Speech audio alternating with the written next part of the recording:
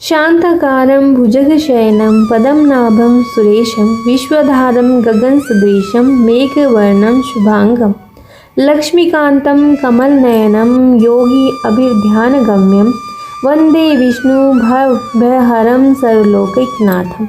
अर्थात जिनकी आकृति अतिशय शांत है, जो शेषनाग की शैया पर शयन किए हुए हैं, जिनकी नाभि में कमल है, जो देवताओं के भी ईश्वर और संपूर्ण जगत के आधार है, जो आकाश के सदृश सर्वत्र व्यापक है, नीलमेघ के समान जिनका वर्ण है, अतिशय सुंदर जिनके संपूर्ण अंग है, जो योगियों द्वारा ध्यान करके प्राप्त किए जाते हैं, जो संपूर्ण लोकों के स्वामी हैं, जो जन्म मरण रूप का भय का नाश करने वाले हैं, ऐसे लक्ष्मीपति कमल नेत्र भगवान श्री विष्णु को मैं प्रणाम करती हूँ।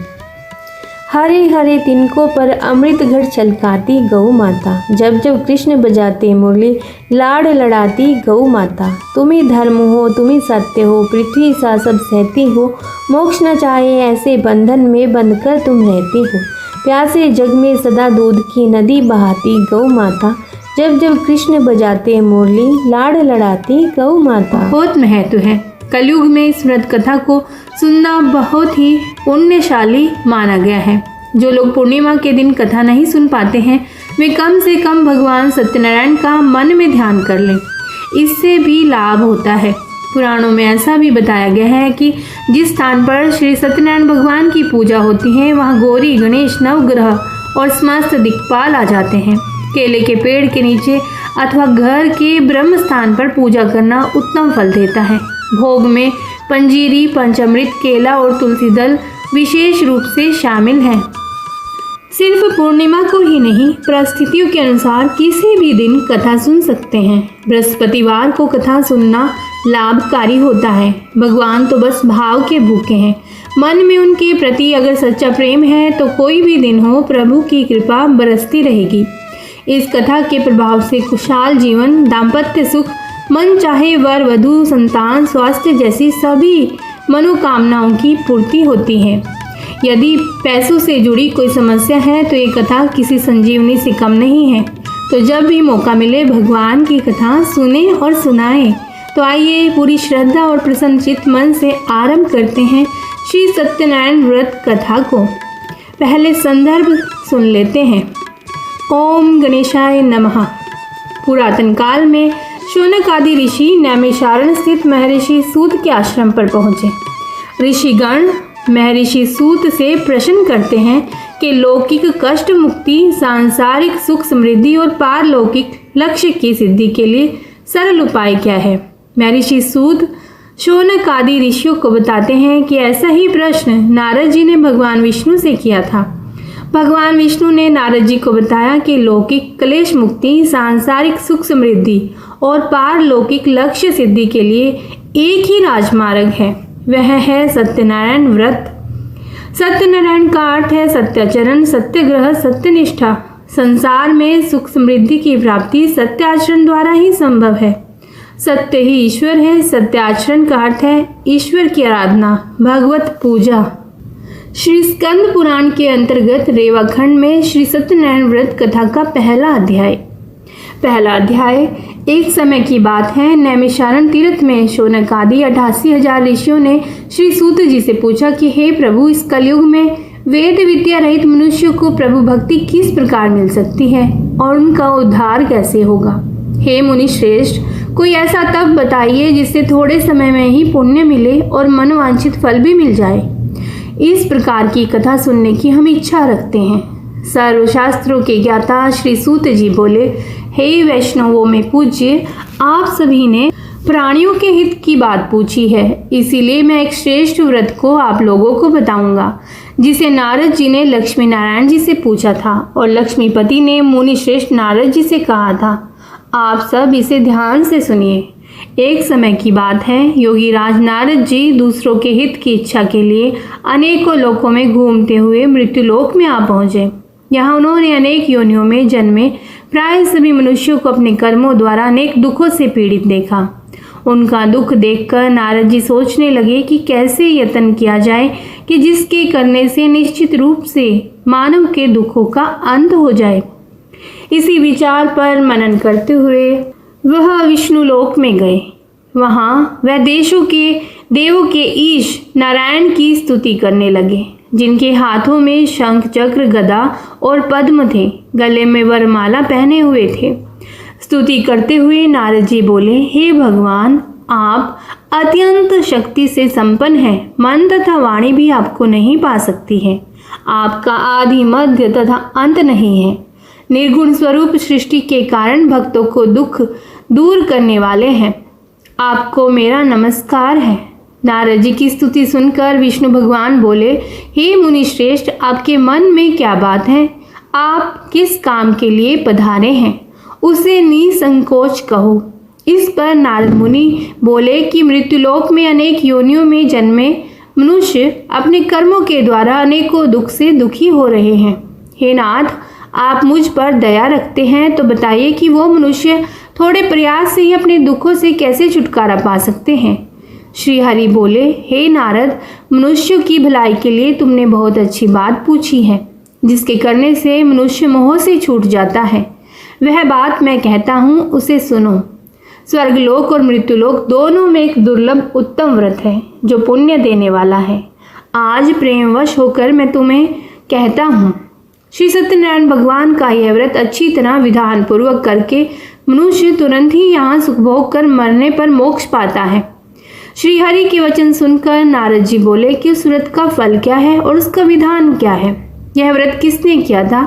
इस व्रत को किस दिन करना चाहिए? सभी कुछ विस्तार से बताइए। नारद जी की बात सुनकर श्री हरि बोले, दुख और शोक को दूर करने वाला, यह सभी स्थानों पर विजय दिलाने वाला है। मानव को भक्ति और श्रद्धा के साथ शाम को श्री सत्यनारायण की पूजा धर्म परायण होकर ब्राह्मणों और बंधुओं के साथ करनी चाहिए। भक्ति भाव से ही नैवेद्य केले का फल, घी, दूध और गेहूं का आटा सवाया ले। गेहूं के स्थान पर साठी का आटा, शक्कर और गुड़ लेकर और सभी भक्षण योग्य पदार्थों को मिलाकर भगवान को भोग लगाएं। ब्राह्मणों सहित बंधु बांधवों को भी भोजन कराएं। उसके बाद स्वयं भोजन करें। भजन कीर्तन के साथ भगवान की भक्ति में लीन हो जाएं। इस तरह से सत्यनारायण भगवान का यह व्रत करने पर मनुष्य की सारी इच्छाएं निश्चित रूप से पूरी होती हैं। इसी कलिकाल अर्थात कलयुग में मृत्युलोक में मोक्ष का यही एक सरल उपाय बताया गया है। बोलिए सत्यनारायण भगवान की जय। आइए दूसरा अध्याय आरंभ करते हैं। श्री सूत जी बोले, हे ऋषियों, जिसने पहले समय में इस व्रत को किया था उसका इतिहास कहता हूँ, ध्यान से सुनो। सुंदर काशीपुरी नगरी में एक अत्यंत निर्धन ब्राह्मण रहता था। भूख प्यास से परेशान वह धरती पर घूमता रहता था। ब्राह्मणों से प्रेम करने वाले भगवान ने एक दिन ब्राह्मण का वेश धारण करके उसके पास जाकर पूछा, हे विप्र, नित्य दुखी होकर तुम पृथ्वी पर क्यों घूमते हो? दीन ब्राह्मण बोला, मैं निर्धन ब्राह्मण हूँ, भिक्षा के लिए धरती पर घूमता हूँ। हे भगवान, यदि आप इसका कोई उपाय जानते हैं तो बताइए। वृद्ध ब्राह्मण कहता है कि सत्यनारायण भगवान मनोवांछित फल देने वाले हैं, इसीलिए तुम उनका पूजन करो। इसे करने से मनुष्य सभी दुखों से मुक्त हो जाता है। वृद्ध ब्राह्मण बनकर आए सत्यनारायण भगवान उस निर्धन ब्राह्मण को व्रत का सारा विधान बताकर अंतर ध्यान हो गए। ब्राह्मण मन ही मन सोचने लगा कि जिस व्रत को वृद्ध ब्राह्मण करने को कहे गए हैं मैं उसे जरूर करूंगा। यह निश्चय करने के बाद उसे रात में नींद नहीं आई। वह सवेरे उठकर सत्यनारायण भगवान के व्रत का निश्चय करके भिक्षा के लिए चला गया। उस दिन निर्धन ब्राह्मण को भिक्षा में बहुत धन मिला, जिससे उसने बंधु बांधवों के साथ मिलकर श्री सत्यनारायण भगवान का व्रत संपन्न किया। भगवान सत्यनारायण का व्रत संपन्न करने के बाद वह निर्धन ब्राह्मण सभी दुखों से छूट गया और अनेक प्रकार की संपत्तियों से युक्त हो गया। उसी समय से यह ब्राह्मण हर माह इस व्रत को करने लगा। इस तरह से सत्यनारायण भगवान के व्रत को जो मनुष्य करेगा वह सभी प्रकार के पापों से छूटकर मोक्ष को प्राप्त करेगा। जो मनुष्य इस व्रत को करेगा वह भी सभी दुखों से मुक्त हो जाएगा। श्री सूत जी बोले कि इस तरह से नारद जी से नारायण जी का कहा हुआ श्री सत्यनारायण का व्रत मैंने तुमसे कहा। हे विप्रो, मैं अब और क्या कहूँ? ऋषि बोले, हे मुनिवर, संसार में उस विप्र से सुनकर और किसने इस व्रत को किया? हम सब इस बात को सुनना चाहते हैं। इसके लिए हमारे मन में श्रद्धा का भाव है। श्री सूत जी बोले, हे मुनियों, जिसने इस व्रत को किया है वह सब सुनो। एक समय वही विप्र धन और ऐश्वर्य के अनुसार अपने बंधु बांधवों के साथ इस व्रत को करने को तैयार हुआ। उसी समय एक लकड़ी बेचने वाला बूढ़ा आदमी आया और लकड़ियां बाहर रखकर अंदर ब्राह्मण के घर में गया। प्यास से दुखी वह लकड़हारा उनको व्रत करते देखकर विप्र को नमस्कार करके पूछने लगा कि आप यह क्या कर रहे हैं और इसे करने से क्या फल मिलेगा, कृपया मुझे भी बताइए। ब्राह्मण ने कहा कि सब मनोकामनाओं को पूरे करने वाला यह सत्यनारायण भगवान का व्रत है। इनकी कृपा से ही मेरे घर में धन धान्य आदि की वृद्धि हुई है। विप्र से सत्यनारायण व्रत के बारे में जानकर लकड़हारा बहुत प्रसन्न हुआ। चरण अमृत लेकर वह प्रसाद खाने के बाद अपने घर गया। लकड़हारे ने अपने मन में संकल्प किया कि आज लकड़ी बेचने से जो धन मिलेगा उसी से श्री सत्यनारायण भगवान का उत्तम व्रत करूंगा। मन में इस विचार को लेकर बूढ़ा आदमी सिर पर लकड़ियां रखकर उस नगर में बेचने गया जहां धनी लोग ज्यादा रहते थे। उस नगर में उसे अपनी लकड़ियों का दाम पहले से 4 गुना अधिक मिलता है। बूढ़ा प्रसन्नता के साथ दाम लेकर केले, शक्कर, घी, दूध, दही और गेहूं का आटा लेकर और सत्यनारायण भगवान के व्रत की अन्य सामग्री लेकर अपने घर आया।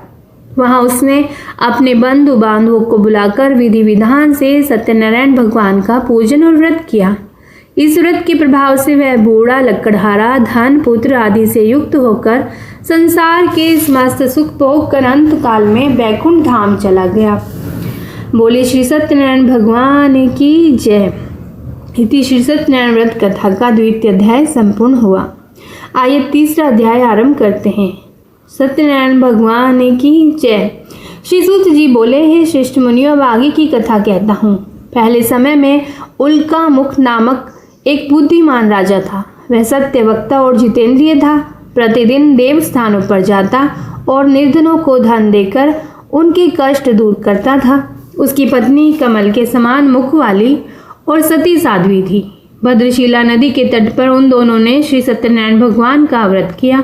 उसी समय साधु नाम का एक वैश्य आया। उसके पास व्यापार करने के लिए बहुत सा धन था। राजा को व्रत करते देखकर वह विनय के साथ पूछने लगा, हे राजन, भक्ति भाव से पूर्ण होकर आप यह क्या कर रहे हैं? मैं सुनने की इच्छा रखता हूँ, तो आप मुझे बताइए।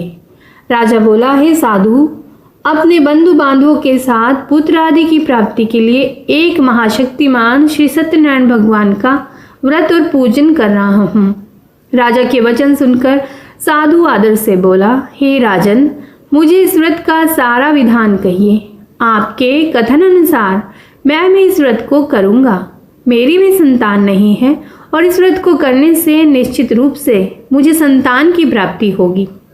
राजा से व्रत का सारा विधान सुन व्यापार से निवृत्त हो वह अपने घर गया।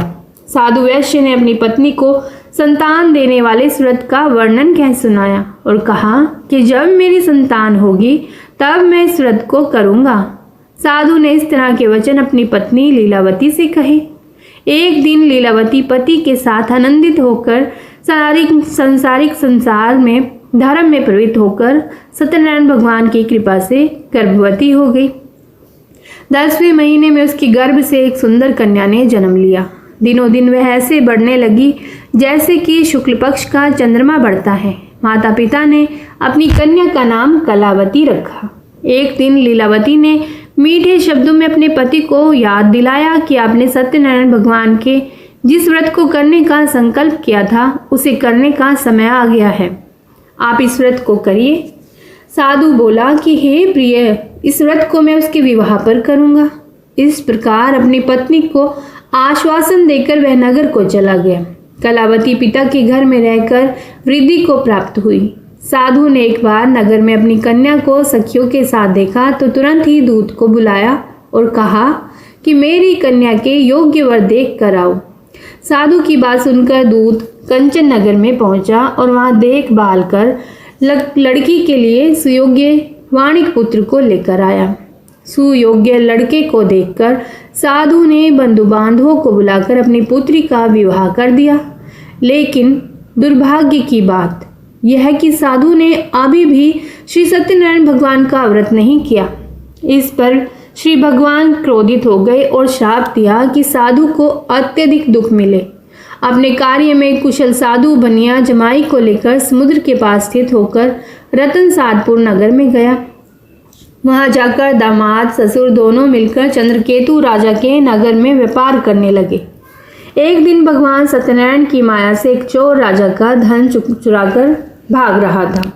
उसने राजा के सिपाहियों को अपना पीछा करते देख चुराया हुआ धन वहां रख दिया जहां साधु अपनी जमाई के साथ ठहरा हुआ था।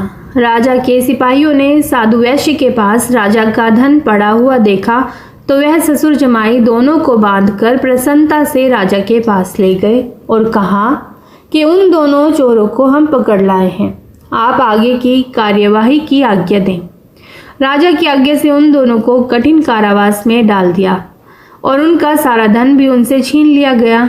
श्री सत्यनारायण भगवान से श्राप से साधु की पत्नी भी बहुत दुखी हुई। घर में जो भी धन रखा था उसे चोर चुरा कर ले गए। शारीरिक और मानसिक पीड़ा और भूख प्यास से अति दुखी हो अन्न की चिंता में कलावती किसी ब्राह्मण के घर गई। वहां उसने श्री सत्यनारायण भगवान का व्रत होते देखा, फिर कथा भी सुनी। वह प्रसाद ग्रहण कर रात को घर वापस आई। माता ने कलावती से पूछा कि हे पुत्री, अब तुम कहाँ थी, तेरे मन में क्या है? कलावती ने अपनी माता से कहा, हे माता, मैंने एक ब्राह्मण के घर में श्री सत्यनारायण भगवान का व्रत देखा है। कन्या के वचन सुनकर लीलावती भगवान के पूजन की तैयारी करने लगी। लीलावती ने पारिवारिक बंधुओं सहित सत्यनारायण भगवान का पूजन किया और उनसे वर मांगा कि मेरे पति और जमाई शीघ्र ही घर पर आ जाएं।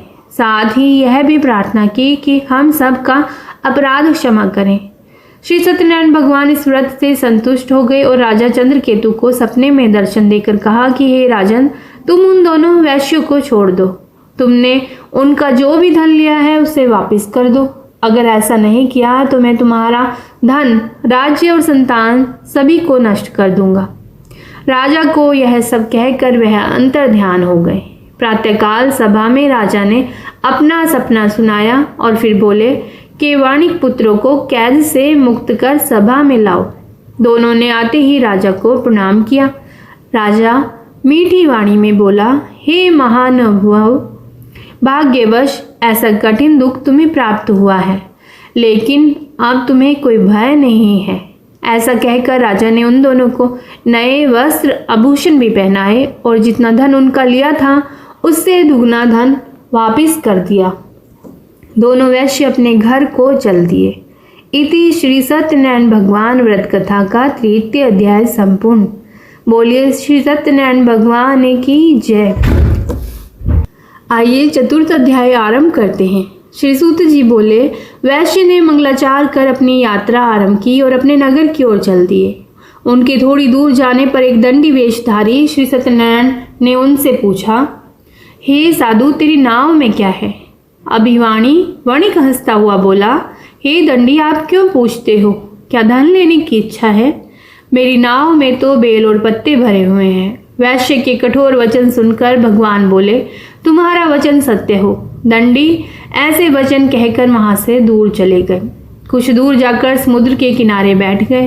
दंडी के जाने के बाद साधु वैश्य ने नित्य क्रिया के पश्चात नाव को ऊंची उठते देखकर अचंभा माना और नाव में बेलपत्ते आदि देखकर वह मूर्छित होकर जमीन पर गिर पड़ा। मूर्छा खुलने पर वह अत्यंत शोक में डूब गया। तब उसका दामाद बोला कि आप शोक न मनाएं, यह दंडी का ही श्राप है, इसीलिए हमें उनकी शरण में जाना चाहिए, तभी हमारी मनोकामना पूर्ण होगी। दामाद की बात सुनकर वह दंडी के पास पहुंचा और अत्यंत भक्तिभाव नमस्कार करके बोला, मैंने आपसे जो जो असत्य वचन कहे थे उनके लिए मुझे क्षमा दे। ऐसा कहकर महान शोकातुर होकर रोने लगा। तब दंडी भगवान बोले, हे वणिक पुत्र, मेरी आज्ञा से बार बार तुम्हें दुख प्राप्त हुआ है, तू मेरी पूजा से विमुख हुआ। साधु बोला, हे भगवान, आपकी माया से ब्रह्मा आदि देवता भी आपके रूप को नहीं जानते, तब मैं अज्ञानी कैसे जान सकता हूँ? आप प्रसन्न होइए, अब मैं समर्थ के अनुसार आपकी पूजा करूंगा। मेरी रक्षा करो और पहले के समान नौका में धन भर दो। साधु वैश्य के भक्तिपूर्वक वचन सुनकर भगवान प्रसन्न हो गए और उसकी इच्छा के अनुसार वरदान देकर अंतर्ध्यान हो गए। ससुर जमाई जब नाव पर आए तो नाव धन से भरी हुई थी। फिर वहीं अपने अन्य साथियों के साथ सत्यनारायण भगवान का पूजन कर अपने नगर को चल दिए। जब नगर के नजदीक पहुंचे तो दूत को घर पर खबर करने के लिए भेज दिया। दूत साधु की पत्नी को प्रणाम कर कहता है कि मालिक अपने दामाद सहित नगर के निकट आ गए हैं। दूत की बात सुनकर साधु की पत्नी लीलावती ने बड़े हर्ष के साथ सत्यनारायण भगवान का पूजन कर अपनी पुत्री कलावती से कहा कि मैं अपने पति के दर्शन को जाती हूँ, तू कार्य पूर्ण कर शीघ्र आ जाना। माता के ऐसे वचन सुनकर कलावती जल्दी में प्रसाद छोड़कर अपने पति के पास चली गई। प्रसाद की अवज्ञा के कारण श्री सत्यनारायण भगवान रुष्ट हो गए और नाव सहित उसके पति को पानी में डुबो दिया। कलावती अपने पति को वहां ना पाकर रोती हुई जमीन पर गिर गई। नौका को डूबा हुआ देखकर और कन्या को रोता हुआ देखकर साधु दुखी होकर बोला कि हे प्रभु, मुझसे तथा मेरे परिवार से जो भूल हुई है उसे क्षमा करें। साधु के दीन वचन सुनकर श्री सत्यनारायण भगवान प्रसन्न हो गए और आकाशवाणी हुई, हे साधु, तेरी कन्या मेरे प्रसाद को छोड़कर आई है, इसीलिए उसका पति अदृश्य हुआ है।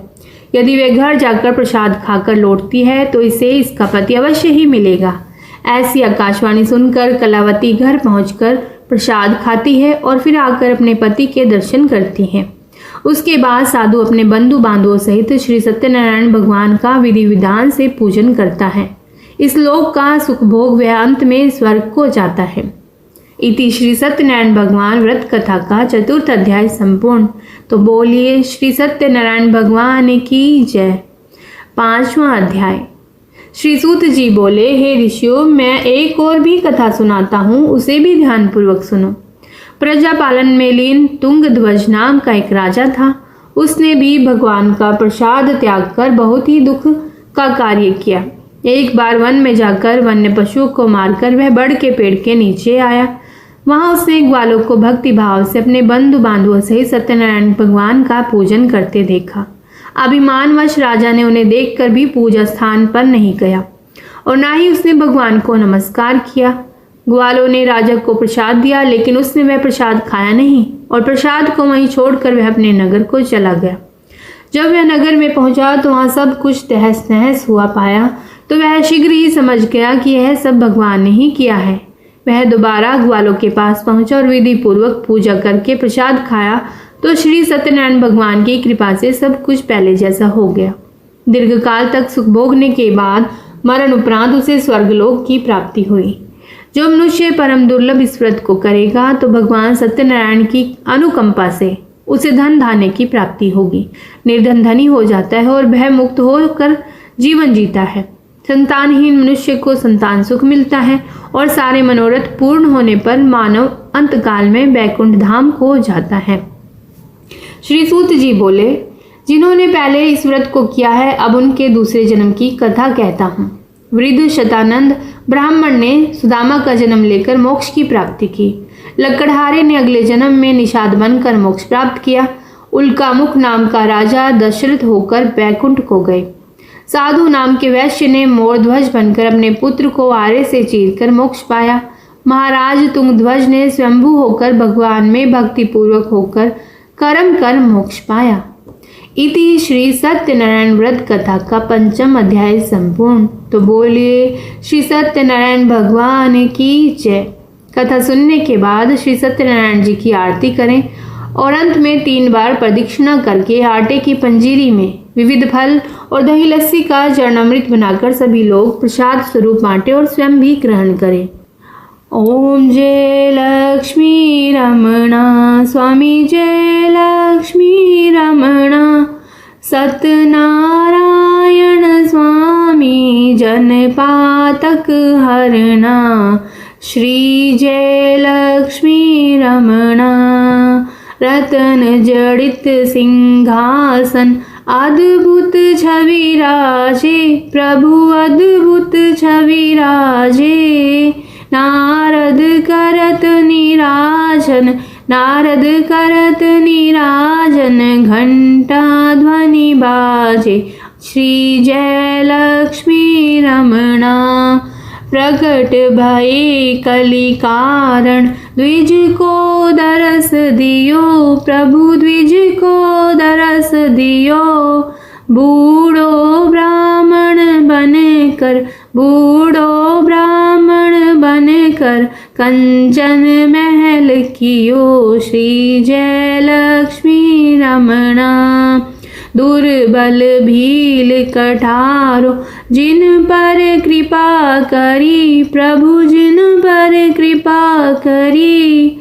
चंद्रचूड़ एक राजा, चंद्रचूड़ एक राजा तिनकी विपद हरी श्री जय लक्ष्मी रमणा। वैश्य मनोरथ पायो श्रद्धा तज दीनी, प्रभु श्रद्धा तज दीनी। सो फल भोग्यो प्रभु जी, सो फल भोग्यो प्रभु जी फिर स्तुति कीनी श्री जय लक्ष्मी रमणा। भाव भक्ति के कारण छिन छिन रूप धर्यो, प्रभु छिन छिन रूप धर्यो। श्रद्धा धारण कीनी, श्रद्धा धारण कीनी तिनको काज सर्यो श्री जय लक्ष्मी रमणा। ग्वाल बाल संग राजा वन में भक्ति करी, प्रभु वन में भक्ति करी। मन वांछित फल दीनो, मन वांछित फल दीनो दीन दयाल हरि श्री जय लक्ष्मी रमणा। चढ़त प्रसाद सवायो कदली फल मेवा, प्रभु कदली फल मेवा। धूप दीप तुलसी से, धूप दीप तुलसी से राजी सतदेवा। ओम जय लक्ष्मी रमणा श्री जय लक्ष्मी रमणा।